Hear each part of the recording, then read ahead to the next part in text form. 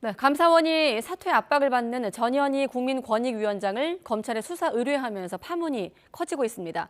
전 위원장은 오늘 기자회견을 열어서 감사원이 자신에 대한 비위 혐의를 찾지 못하자 절차까지 무시한 채 수사 의뢰했다면서 반발했습니다.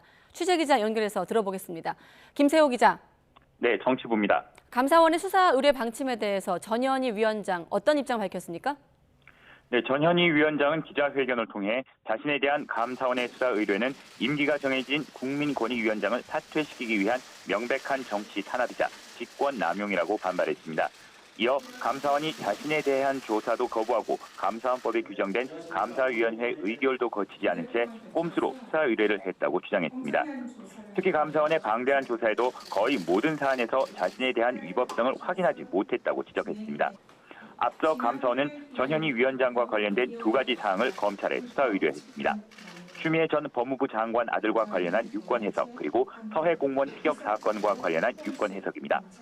우선 지난 2020년 9월 추미애 당시 법무부 장관 아들의 군 특혜 의혹과 관련해 권익위는 추 장관 직무와 추 장관 아들의 군 특혜 의혹에 대한 검찰 수사는 이해 충돌로 보기 어렵다고 유권 해석을 내린 바 있습니다. 이에 대해 전 위원장은 법무부 장관이 검찰총장에게 구체적인 수사 지휘권을 행사하지 않았다는 사실을 확인했던 만큼 직무 관련성이 없어 이해 충돌이 아니라고 결론을 내린 것이라고 해명했습니다. 서해 공무원 피격 사건의 유권 해석 과정에서도 권익위원장이 자의적으로 개입한 사실이 없다는 것을 감사원이 명확히 확인했다고 말했습니다. 그런데도 국민의힘 의원들과 보수 언론에서 제기한 정치 편향 공세를 그대로 받아들여 감사원이 검찰에 수사 의뢰를 한 것은 직권남용이라고 비판했습니다. 전 위원장은 앞으로 최재 감사위원장과 유병호 사무총장 등 관련자들에 대해 법적으로 강력히 대응하겠다고 밝혔습니다.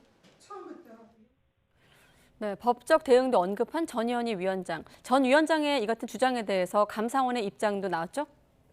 네, 감사원은 입장문을 내고 전 위원장의 주장은 사실과 다른 내용이 많다며 정면으로 반박했습니다. 특히 감사원이 국민권익위원장의 본인에 대한 직접 조사를 의도적으로 거절했다는 주장은 전혀 사실이 아니라며 감사 기간 전 위원장과 관련한 구체적인 사실관계를 확인해 주변 조사까지 마쳤고 수차례 해명 기회까지 주었다고 밝혔습니다. 그럼에도 전 위원장은 정당한 사유 없이 조사를 회피했고 사실과 다른 주장을 하며 감사를 방해했다고 주장했습니다.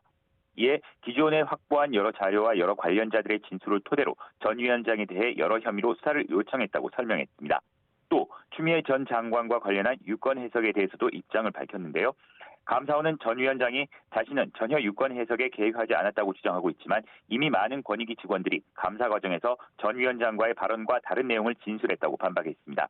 이와 함께 감사위원회 의결을 거치지 않은 위법감사, 꼼수사 의뢰라고 비판한 데 대해서도 감사 착수나 수사 요청은 감사위원회의 의결 사항이 아니라고 덧붙였습니다. 지금까지 정치부에서 YTN 김세호입니다.